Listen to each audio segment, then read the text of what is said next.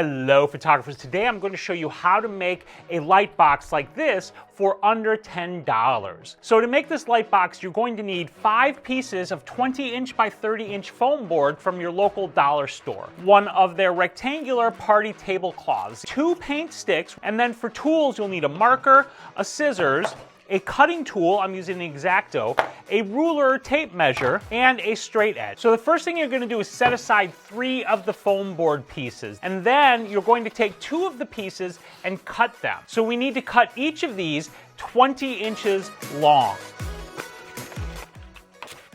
Now we have our side pieces, but we're not done with these yet. Because with your light tent, you need to be able to shine light in there to photograph the things you want to photograph. We need to cut openings in these side pieces in order to allow light to pass into our light tent. So in order to do that, you're going to take these pieces and you're going to use your ruler or tape measure and measure in 2 inches from every corner.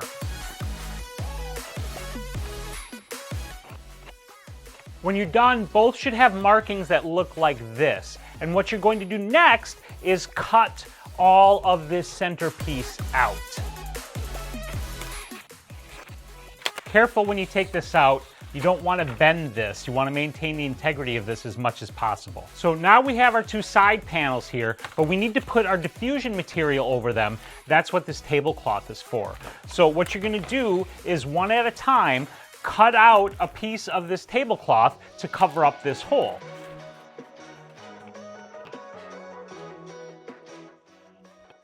Once you have it cut out, duct tape it on. If you have any overlap, just fold the tape up and press it down. It's not a big deal. Now, these paint sticks are to help give these side pieces structural integrity. So what you want to do is take your paint stick and just tape it right to this edge here to give this edge some extra integrity. Now we assemble. Assembling it is probably the trickiest part. The first thing you want to do is grab those pieces of foam core that you set aside and find the best surfaces for your bottom and your back. And what I need to do is tape them together here to make a joint. So what I like to do is take one of these edges and put tape across it so that it is ready for me to join the 2 together.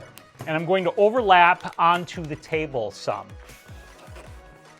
like that. So now I have this flap of tape here, and what I can do is set this other piece up against there and then tape it up like this. The next thing we're going to do is put in one of the side pieces. So grab one of your side pieces, make sure your paint stick is towards the front. And what you're going to do is tape along both of these joints here.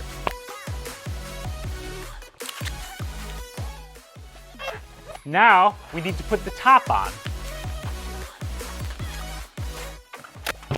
I want to share a little upgrade that you can do in order to change the backdrop on the interior, because right now we're fixed with white. But if you want to be able to switch it around, you can pretty easily. So let me show you what I'm talking about. At your local dollar store, you can buy white and black poster board.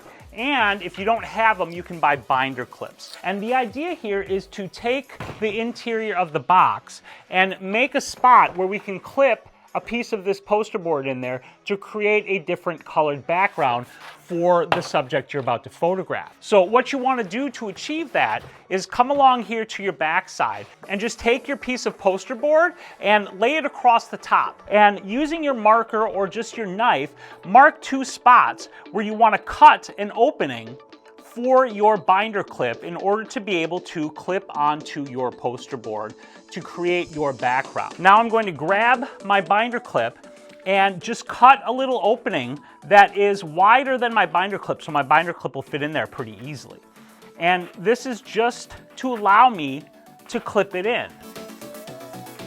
So I have this little opening right here now, and I have my binder clip, and I can just clip it like that. So I'll cut my other one out over here, and now I can put my piece of poster board in here, or tip it on its back like this, because then the paper just falls inside into place, and you can clip it pretty easily using a clip here, like so.